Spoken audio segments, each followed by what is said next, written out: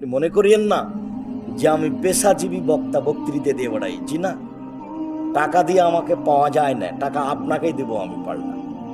আপনি এই হিসাব করিয়েন না আমি আব্দুর রাজ্জাক বিন ইউসুফ। নতুনভাবে আমাকে চেনা লাগবে না। 30 বছর আগে যে কথা বলেছি ওইভাবেই এখন ওইভাবেই কথা বলছি, ওই ভাষাই কাছাকাছি। এই বক্তব্য যদি আপনি শুনে থাকেন তো মুখস্থ হয়ে আছে, এইভাবেই হয়ে আছে। পরিস্থিতিতে আমার কোনো কথা দুই হয় না, পরিস্থিতি আমাকে কোনোদিন দমাতে পারে না। সম্মানিত দিনী ভাই বোন, আপনাকে আমি অনুরোধ জানাচ্ছি পরিবারের প্রতি শক্ত হন। আব্দুর রাজ্জাক সাহেব শোর হবে কেন বলেন তো? শোর শুকুর কেন হবে? মনে রাখবেন একটাই প্রাণী দুনিয়াতে আছে অনুভূতিহীন, যার কোনো অনুভূতি নাই, যার কোনো অনুভূতি নাই। অনুভূতি বলে কোনো জিনিসই নেই। একটা গাভী যদি গরম হয় তো 5-7টা ষাঁড় দৌড়িয়ে যায় তার সাথে মিলনের জন্য। তো এদের একটা অনুভূতি আছে, একজন আর একজনকে মানে না। গরু যদি ঘাস খায় তো যেখানে গোবর আছে, ঘাস উঁচা হয়ে আছে, ওই ঘাস গরু খাবে না। বুঝাতে পারিনি কথা বলে?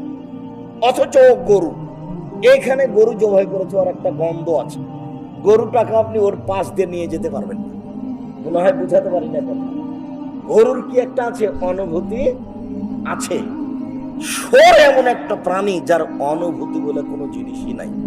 পায়খানা যেখানে পড়ে আছে ওখানে লাগিয়ে দেন ওইরকমই, যেখানে গোবর পড়ে আছে ওখানে লাগিয়ে দেন ওইরকমই, যেখানে আবর্জনা পড়ে আছে ওকে লাগিয়ে দেন ওইরকমই, একই রকম না। বুঝাতে পারলাম না?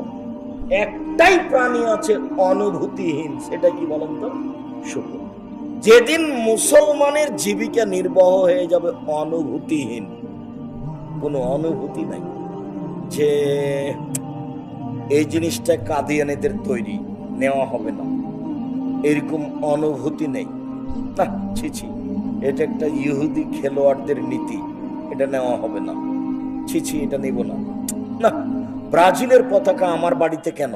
ছি, ওরা তো ইহুদি খ্রিস্টান। অনুভূতি বলে কোনো জিনিস থাকবে না যেদিন মুসলমানের।